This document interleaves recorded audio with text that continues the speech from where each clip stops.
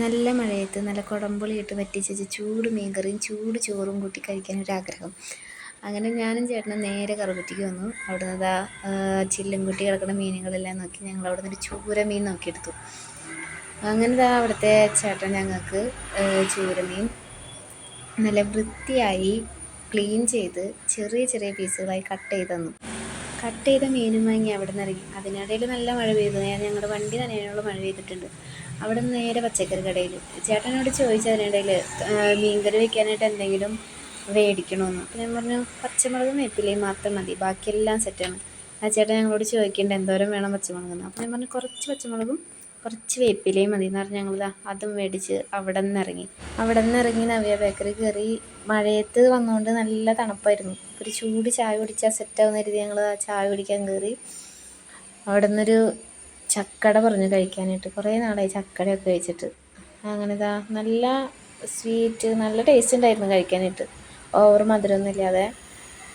അങ്ങനെ ചേട്ടനും പറഞ്ഞെടുത്ത് കഴിച്ച് ഞങ്ങളവിടുന്ന് പെട്ടെന്ന് ഇറങ്ങി. നല്ല മഴ വരണിക്ക് മുമ്പ് അവിടെ നിന്ന് ഇറങ്ങി. ഇനി വേറെ എവിടെയും കയറാനില്ല, നേരെ വീട്ടിലേക്ക്. ഞങ്ങൾ ഹൈവേ കൂടെ വണ്ടികളൊക്കെ ഒന്നും ലൈറ്റൊക്കെ കണ്ട് കാഴ്ചയൊക്കെ കണ്ട് നേരെ വീട്ടിലേക്ക് പോകണം. അങ്ങനെ വീട്ടിലേക്ക് പോയിക്കൊണ്ടിരിക്കുകയാണ്. ഞങ്ങൾ വീടെത്തി. അങ്ങനെ വീട്ടിലേക്ക് ഇറങ്ങി. വന്നപാടെ മീനെടുത്ത് കഴുകി ഉപ്പൊക്കെ ഇട്ട് കുറച്ച് നേരം ഇരുന്ന് കഴുകി. അപ്പോഴാണ് ചട്ടിക്കലം നോക്കിയപ്പോൾ കലം പൊട്ടിയിരിക്കുന്നു. ഇനിയിപ്പോൾ എന്താ ചെയ്യുക, ചട്ടികളത്തിൽ മീൻ കറി വയ്ക്കാൻ പറ്റില്ല, ഇനി ചട്ടിയിൽ വയ്ക്കാമെന്ന് കരുതിയത്. ചേട്ടൻ വന്നപാടെ സവാളയും ഉള്ളി പച്ചമുളക് ഇഞ്ചി എല്ലാം അരിഞ്ഞ് തന്ന് സെറ്റാക്കി. ഞങ്ങൾ ചീനച്ചട്ടി അടുപ്പത്ത് വെച്ച് ഓയിലൊഴിച്ച് ചൂടായി വന്നപ്പോൾ കുറച്ച് കടുക് കുറച്ച് ഉലി ഒഴിക്കിയിട്ട് അത് പൊട്ടാൻ വേണ്ടി വെച്ചു. ചൂടായി അത് പൊട്ടി തുടങ്ങിയപ്പോൾ നമ്മൾ അരിഞ്ഞ് വെച്ച പച്ചമുളക് ഇഞ്ചി ചെറിയുള്ളി അതായത് ചുവന്നുള്ളി സവാള പച്ചമുളക് അങ്ങനെ നമ്മൾ അരിഞ്ഞ് വെച്ച സാധനങ്ങളെല്ലാം ചീനച്ചട്ടിയിലിട്ട് കുറച്ച് നേരം അത് വഴറ്റിക്കൊണ്ടിരിക്കുക, അത് വാടാൻ വേണ്ടിയിട്ട്. ഈ പച്ചമുളകിൻ്റെ ഒക്കെ പച്ചമണമൊക്കെ മാറാൻ വേണ്ടിയിട്ട് കുറച്ച് നേരം നമ്മളത് വഴറ്റിക്കൊണ്ടിരിക്കുക. അതിന് മേലെ കുറച്ച് ഉപ്പ് വിതറിയാൽ പെട്ടെന്ന് അതൊക്കെ വാടിക്കിട്ടും. ചേട്ടനാണ് കേട്ടോ ഇതൊക്കെ ചെയ്യുന്നത്.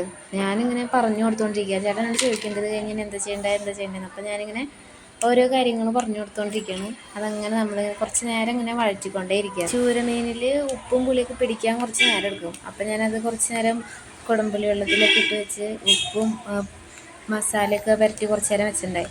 അപ്പോൾ നമ്മുടെ സവാളയൊക്കെ വാടി വന്നിട്ടുണ്ട്.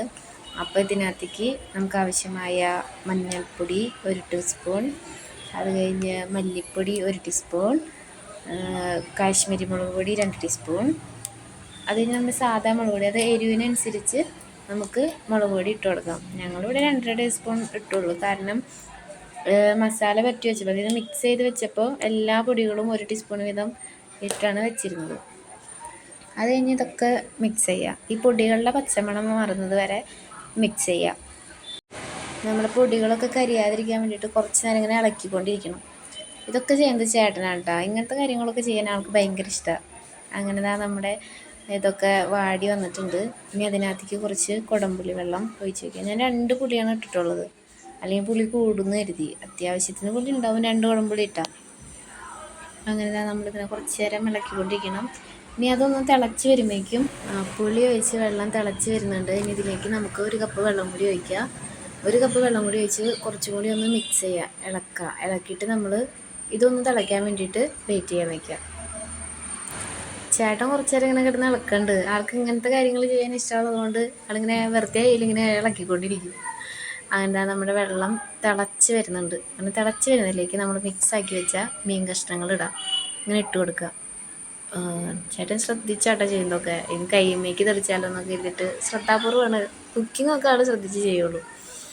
അങ്ങനെ അതൊക്കെ ഇട്ട് കൊടുത്ത് ഒന്നും കൂടി ഒന്ന് മിക്സ് ചെയ്യുക. പൊടികളും ഒക്കെ ഒന്ന് എല്ലായിടത്തേക്ക് എത്താൻ വേണ്ടിയിട്ട് ഉപ്പും പുളിയൊക്കെ അത് മിക്സ് ചെയ്ത് വെച്ചിട്ട് നമ്മൾ കുറച്ച് നേരം അടുപ്പത്ത് വയ്ക്കണം. ഒരു 5-10 മിനിറ്റ് അടുപ്പത്ത് വയ്ക്കുക, തിളയ്ക്കാൻ വേണ്ടി വയ്ക്കുക, വേവാൻ വേണ്ടിയിട്ട്. നമ്മുടെ മീൻ വെച്ച പാത്രത്തിൽ കുറച്ച് പൊടികളൊക്കെ ഉണ്ടായി മസാലകളുടെ. അപ്പോൾ അത് ഇച്ചിരി വെള്ളം കൂടി ചേർത്ത് നമ്മൾ കറിയിലേക്ക് വെച്ചതിന് ശേഷം കറിവേപ്പില ഇടാം. ചേട്ടനത് കീറിയിട്ടൊക്കെയാണ് ഇടുന്നത് കറിവേപ്പില ഇട്ട ശേഷം നമ്മൾ തിളയ്ക്കാൻ വയ്ക്കുക. അത് നമ്മുടെ കറി തിളച്ച് വന്നിട്ടുണ്ട്. കുറച്ചും കൂടി ഒന്ന് ആവാനുണ്ട് കറി. അതിനിടയിൽ നമ്മുടെ പൂപ്പിക്കൂട്ടം വന്നു. ഇത് ഞങ്ങളുടെ സൂപ്പർ പൂപ്പിയാണ്. അവൻ വന്നതാ പോയി. നമ്മുടെ മീൻ കറിയിലോട്ട് കുറച്ച് വെളിച്ചെണ്ണ അങ്ങോട്ട് ചുറ്റിച്ച് കൊടുക്കുക. അങ്ങനെ നമ്മുടെ കുടംപുളി ഇട്ട് വെറ്റിച്ചെടുത്ത ചൂര മീൻകറി റെഡി.